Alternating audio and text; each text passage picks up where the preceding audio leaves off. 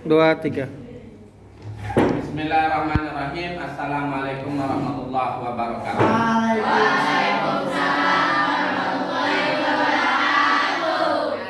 Alhamdulillahirabbil alamin. Allahumma shalli ala sayyidina Muhammad wa ala ali sayyidina Muhammad. Allahumma asli umat Muhammad sallallahu alaihi wasallam wa farij an ummati Muhammad sallallahu alaihi wasallam warham umat Muhammad sallallahu alaihi wasallam wa syura ba'dayna radhiyallahu fil alamin bi haqqi Muhammad sallallahu alaihi wasallam. Amma ba'du. Anak-anakku yang dirahmati Allah Subhanahu wa taala, apa kabar kalian? Baik. Alhamdulillah. Semua hari ini dalam keadaan sehat? Sehat. Alhamdulillah. Baik, kita bersyukur kepada Allah Subhanahu wa taala, hari ini kita dipertemukan dalam keadaan sehat walafiat. Tidak ada nikmat karunia Allah yang lebih besar daripada kesehatan. Maka untuk itu, mari jaga kesehatan kita, jaga kesehatan kalian supaya bisa beraktivitas, supaya bisa menjalankan segala macam bentuk perintah Allah Subhanahu wa taala. Anak-anakku yang dirahmati Allah Subhanahu wa taala, sebelum kita mulai pelajaran seperti biasa, mari kita sama-sama awali dengan doa. Ya, doa yang hari ini dipimpin oleh siswa, salah satu siswa yang biasa memimpin doa. Ya, siapa yang memimpin doa? Siapa? Saidin. Coba Saidin pimpin doa Saidin. Ayo. Doa. Mari teman-teman sebelum mulai pelajaran kita berdoa menurut percaya agar masing-masing. Mari teman-teman sebelum mulai pelajaran kita berdoa menurut agama percaya masing-masing. Berdoa dimulai. Selesai.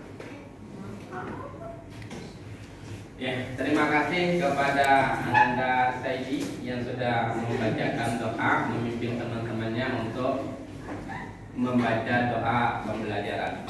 Baik, kita ke pelajaran hari ini adalah meneladani peran ulama penyebar ajaran Islam di Indonesia.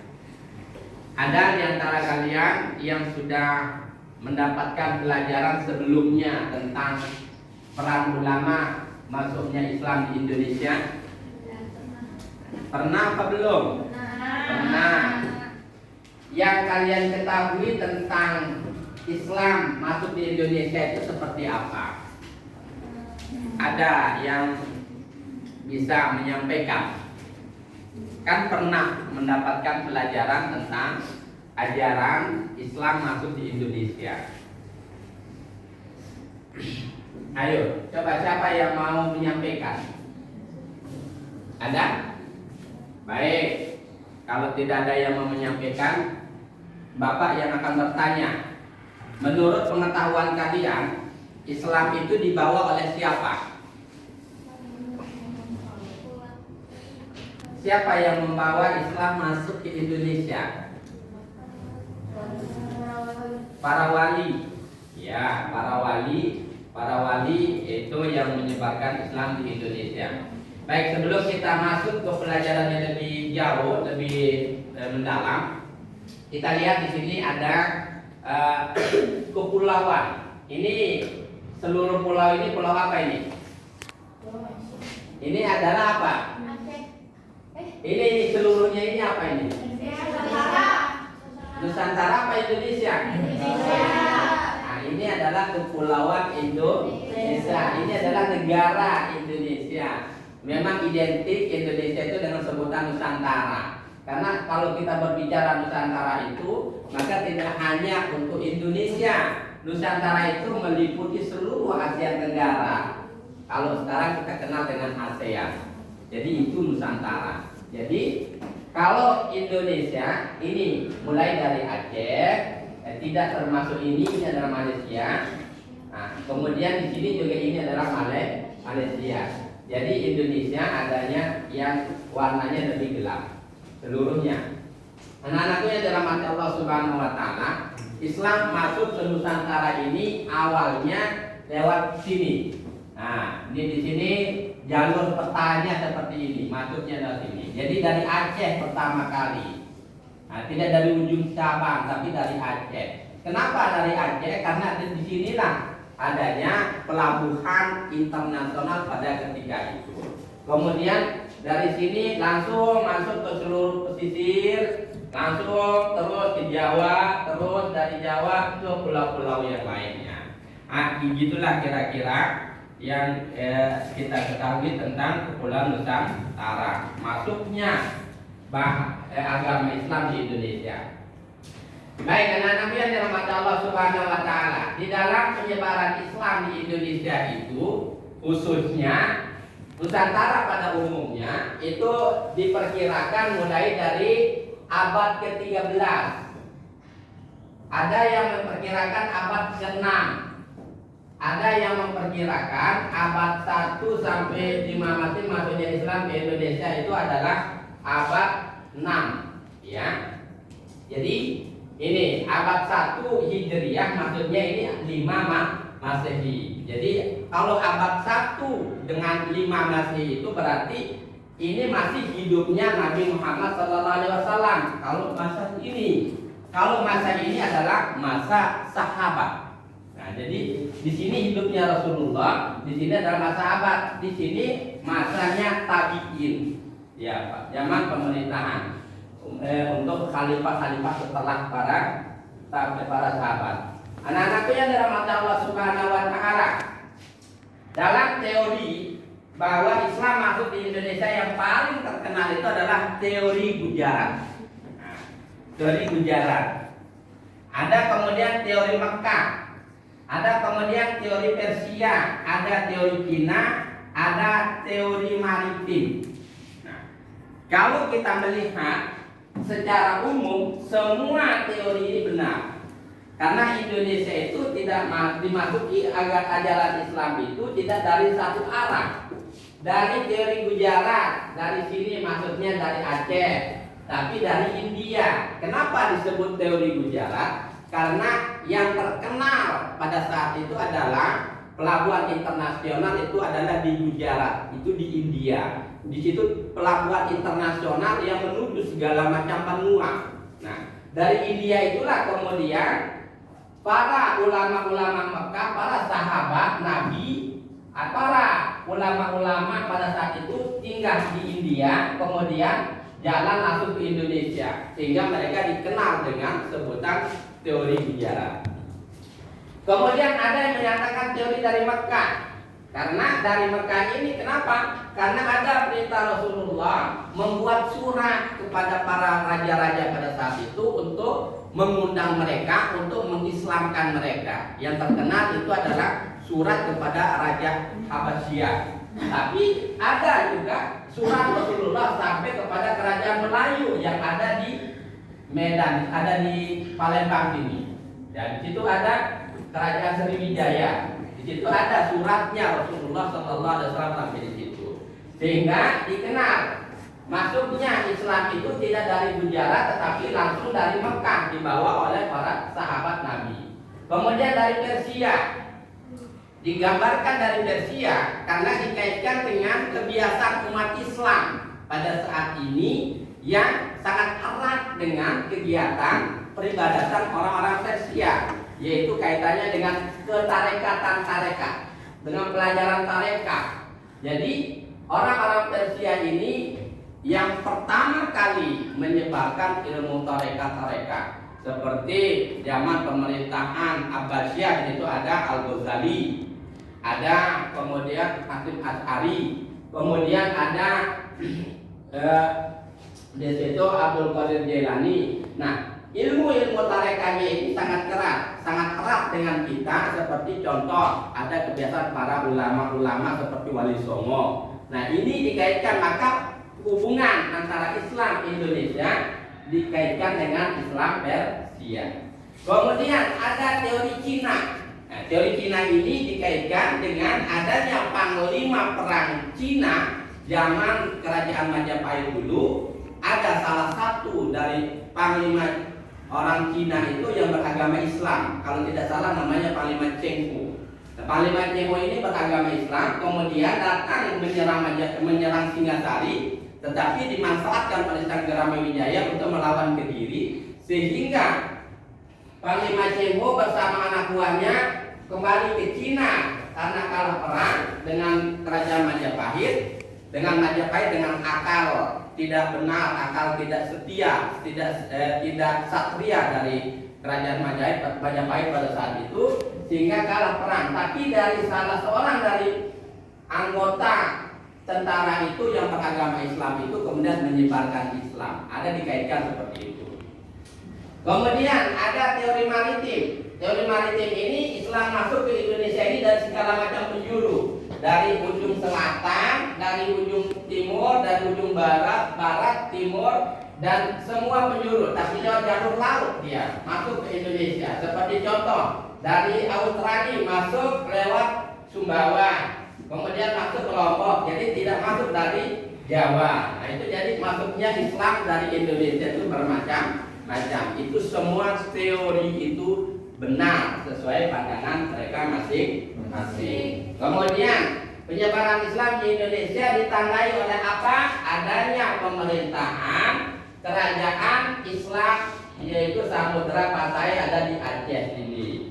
Siapa pemerintahnya? Sultan Malikus Saleh, kemudian Sultan Ahmad, Sultan Aliuddin. Kemudian di Jawa di sini ada Wali Songo. Kemudian di sini ada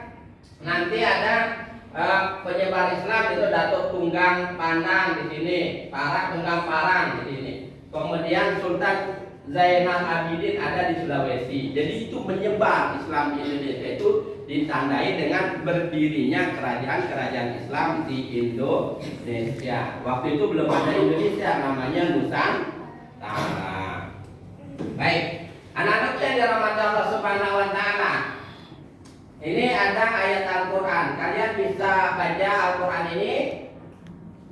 Kita tadarus, apa kita lewatin bacaan tadarus ini? Ayo kita baca, kita tadarus dulu sebelum kita masuk ke pembelajaran yang lebih jauh lagi. Kita ambil barakah Al-Quran. Kalian ikutin Bapak ya. Baik. Bismillahirrahmanirrahim.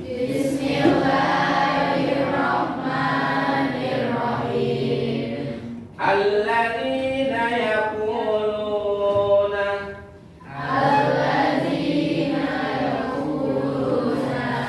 Rabbana innana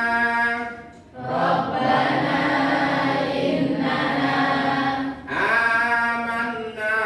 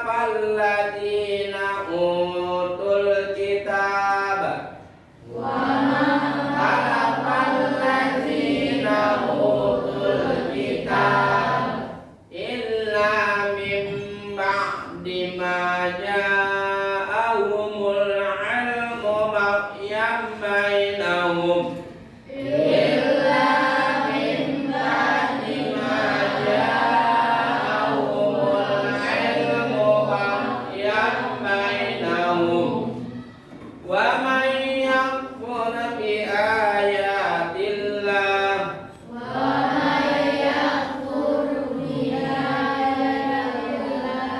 innallaha sari'ul hisab.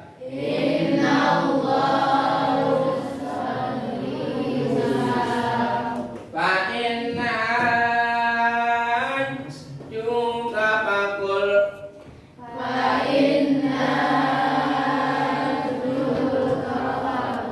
aslamtu wajhiya lillah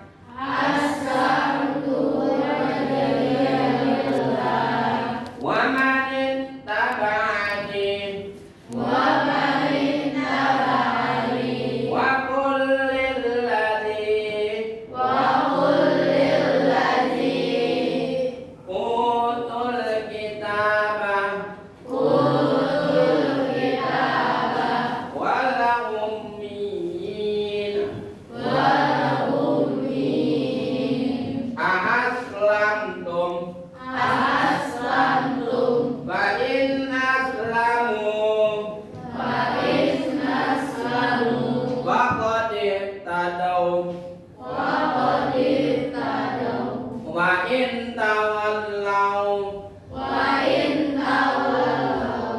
fa innama 'alaikal balagh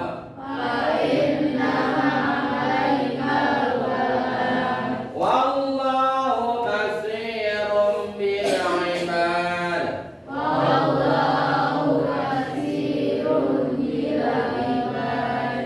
Alhamdulillah kita sudah membaca Al-Quran. Baik, di sini kita akan lanjutkan masuknya agama Islam di Indonesia. Nah, kapan Islam masuk ke Indonesia? Siapakah yang membawa Islam ke Nusantara Indonesia? Daerah mana di antara pulau-pulau Nusantara yang merupakan daerah pertama masuknya Islam? Kemudian pertanyaan tersebut selalu muncul. Ini beragam pendapat dan jawabannya dari para sejarawan. Jadi kapan Islam masuk di Indonesia? Tadi sudah kita bahas dari abad ke-13. Itu kemudian mulai besarnya di abad 13. Dari awalnya itu dari abad ke-6. Kemudian yang membawanya siapa? Yang membawanya itu adalah para pedagang. Itu dikenal. Tapi yang membawanya adalah para ulama. Para ulama yang memang ditugaskan untuk menyebarkan Islam di Indonesia. Termasuk yang di Padang situ ada sahabatnya Nabi Muhammad SAW yang meninggal di Padang karena menyebarkan Islam di daerah Padang. Kemudian daerah mana di antara pulau Nusantara yang merupakan daerah pertama masuknya Islam? Dikenal adalah Aceh. Kemudian beragam pendapat ini muncul dari sejarawan. Ya memang seperti yang Bapak sampaikan dari awal tadi, pendapat itu berbeda-beda. Ada teori Gujarat. Ini menurut siapa? Ini adalah seorang profesor dari orang Belanda.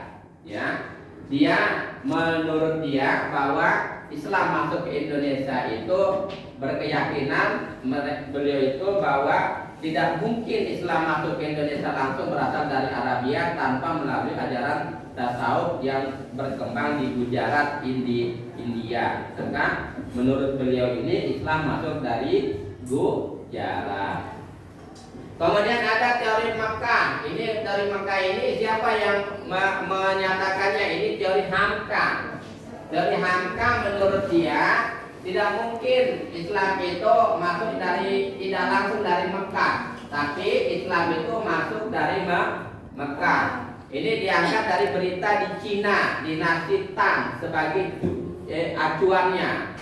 Teori ini menurut Islam masuk di Nusantara itu pada abad ke-7 Masehi, abad ke-7. Abad ke-7. Kemudian berdasarkan berita Cina dinasti Tang ditemukan pemukiman saudagar Arab di wilayah pantai barat Sumatera. Ini sudah ada yang meninggal di abad ke-7 itu. Berarti kalau memang kita melihat ke belakangnya, berarti tidak mungkin di abad ke-7 ini, berarti dari abad ke-6 itu bisa jadi Islam itu sudah masuk. Karena meninggalnya di abad ke-7 gitu kan. Kemudian dari sini disimpulkan bahwa Islam dibawa masuk Indonesia oleh para saudagar yang berasal dari Arab. Kenapa para saudagar dikatakan sebagai saudagar? Karena ulama zaman dahulu selain berperan sebagai ulama juga berperan sebagai saudagar, sebagai seorang ahli dalam untuk perdagangan. Maka mereka menyebarkan Islam sambil berdagang. Dari sini disimpulkan bahwa Islam masuk ke Indonesia di bawah pedagang dari Arab. Jika kita perhatikan, kerajaan Samudra Pasai didirikan abad ke-13 Masehi atau tahun 1275 Masehi. Artinya bukan awal masuknya Islam, tetapi merupakan perkembangan Islam, agama Islam yang sudah pesat, sudah banyak. Maka secara logika kita tidak mungkin kerajaan didirikan oleh 2-3 orang, melainkan sudah mayoritas di situ. Berarti di tahun 13 Masehi ini adalah atau tahun 1275 Masehi ini berarti Islam sudah merata di bagian Surabaya, bagian Aceh sana, di bagian Sumatera. Maka bisa mendirikan kerajaan yang dikenal dengan kerajaan Samudra Pasai. Kemudian dari teori Persia, dari siapa yang mengatakan teori Persia? Ini adalah Dr. Hussein Jajadiningrat. Apa katanya? Menurutnya Islam masuk dari Persia karena apa? Bermazhab Syiah. Pendapat ini didasarkan pada sistem mengeja baca Al-Quran, terutama di Jawa Barat yang menggunakan ejaan Persia. Jadi dilihat dari dialek cara baca Al-Quran. Kemudian teori ini dipandang lemah karena tidak sesuai penggunaan sistem baca tersebut di Persia sebagai penganut Syiah. Pada saat itu Baghdad sebagai ibu kota kekhalifan Bani Abbasiyah yang mayoritas khalifahnya merupakan penganut Ahlus Sunnah wal Jamaah. Lebih dari itu adanya fakta bahwa mayoritas Muslim Jawa Barat bermazhab Syafi'i, bukan bermazhab Syiah, sekaligus berpaham Ahlus Sunnah wal Jamaah, bukan sebagai pengikut Syiah. Ini lemah, tidak bisa dikatakan sebagai Islam itu masuk dari Persia. Teori Cina, siapa yang mengatakan? Di sini ada Murjana mengatakan. Kenapa dikatakan dari Cina? Karena Sultan Demak merupakan keturunan Cina. Memang Raden Patah itu termasuk salah satu selir dari Brawijaya yang orang Cina. Dia Raden Patah itu aslinya ibunya itu orang Cina. Maka dikatakan bahwa lebih dari itu menurutnya Wali Songo juga merupakan keturunan Cina. Jadi Wali Songo banyak dikaitkan dari orang Cina. Jadi maka jangan kita rasis dengan Cina ya. Ternyata nenek moyang kita juga orang Cina. Jangan-jangan kita juga keturunan Cina, hanya saja kita hitam gitu ya. Jadi pendapat ini didasarkan pada kronik ya Klenteng Tampopong. Tampopong. Nah, baik. Teori maritim. Nah, ini teori maritim ini diberikan oleh N.A. Baloch, ya. Nah, ini bukan orang Indonesia kayaknya. Nih, kemudian ini lewat jalur laut menjadi tradisi sejak lama. Jalur perdagangan tersebut adalah jalur antara Timur Tengah, India dan Cina. Jadi, ini adalah menurut Baloch, masuknya Islam di Indonesia itu melalui lautan, pesisir baru ke tengah daratan. Nah, baik, kita lanjut. Perkembangan Kesultanan Islam di Indonesia. Dalam perkembangannya, Islam masuk di Indonesia itu dari abad ke-6 sampai abad ke-13, kemudian turun. Nah, di situ banyak umat Islam, kemudian maka berdirilah kerajaan-kerajaan Islam Seperti apa ditemukan? Ada Kesultanan Merah di Gresik, ada Jawa Timur, kemudian abad ke-11 ada Islam ada di Aceh, gitu. Jadi Samudra Pasainya. Perkembangan Islam ini sebenarnya sejak zaman kerajaan Hindu itu sudah ada Islam.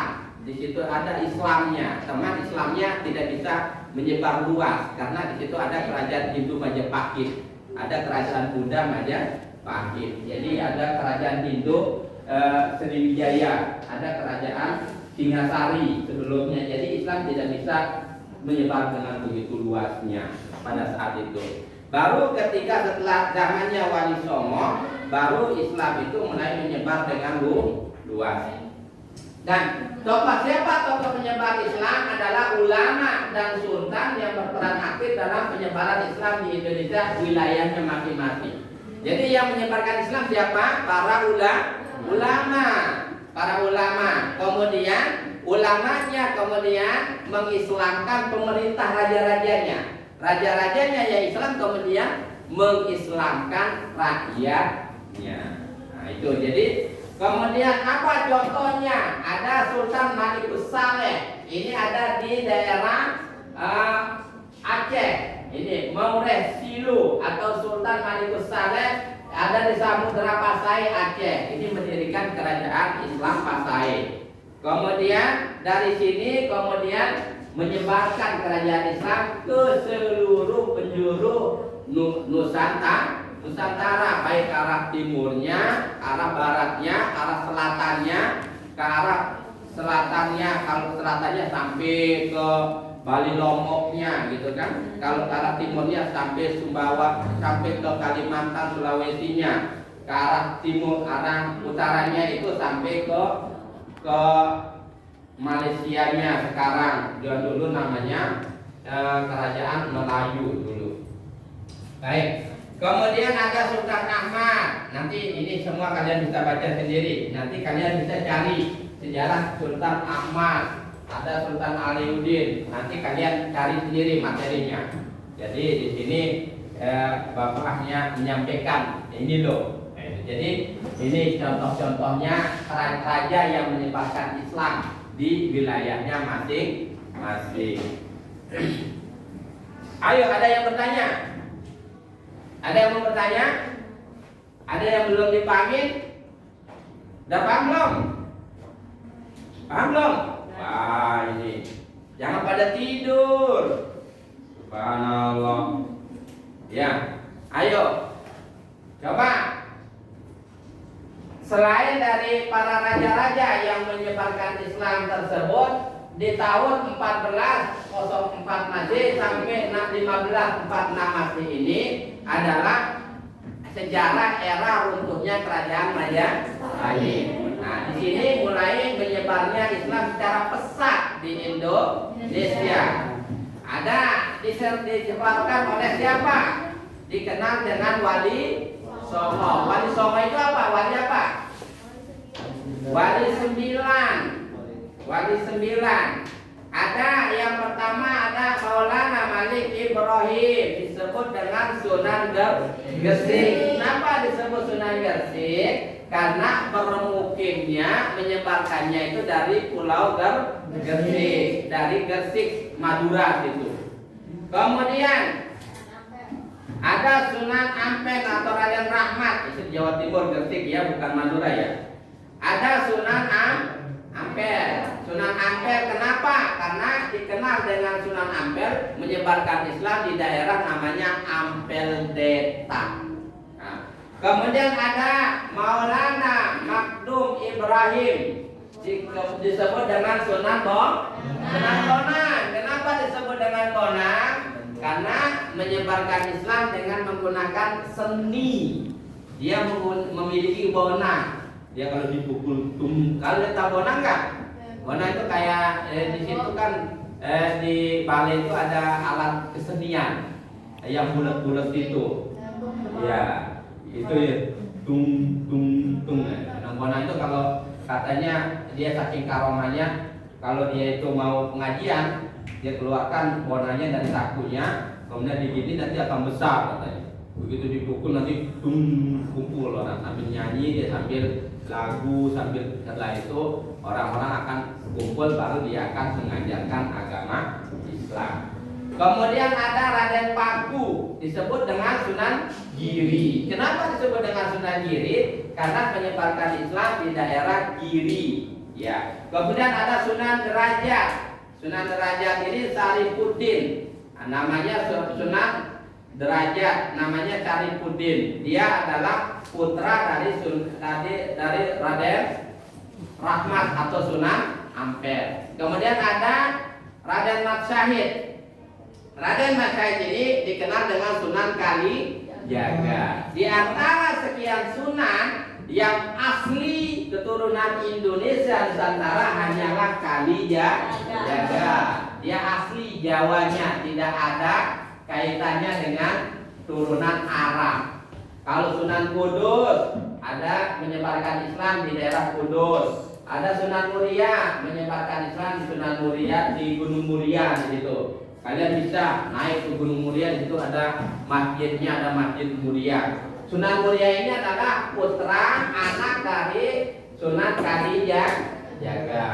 Kemudian ada Syarif Hidayatullah, terkenal dengan sebutan Sunan Gunung Jati. Satu-satunya wali songo yang ada di daerah Jawa Barat namanya Sunan Gunung Jati. Siapa Sunan Gunung Jati ini? Syarif Hidayatullah adalah cucunya Siliwangi. Cucunya Siliwangi yang berdarah kerajaan Mesir, yang dari keturunannya bernama Rara Santang. Rara Santang ini kemudian menikah dengan Raja Mesir. Kemudian Raja Mesir memiliki dua putra dari Rara Santang, salah satunya Syarif Hidayatullah. Kemudian datang ke Indonesia, ke daerah kakeknya untuk menyebarkan ajaran Islam. Nah, itulah sejarah kenapa menyebarnya Islam di Indonesia. Baik, anak-anakku yang dirahmati Allah, untuk hari ini cukup pembelajaran kita sampai di sini. Semoga Allah Subhanahu wa taala merahmati kita. Amin. Terima kasih atas perhatian kalian. Kalau ada yang kalian mau bertanya silakan. Kalau tidak, Bapak tutup pertemuan kali ini dengan wallahu muwaffiq wal hadi ila sabilir rasyad. Assalamualaikum warahmatullahi wabarakatuh. Waalaikumsalam warahmatullahi wabarakatuh. Materinya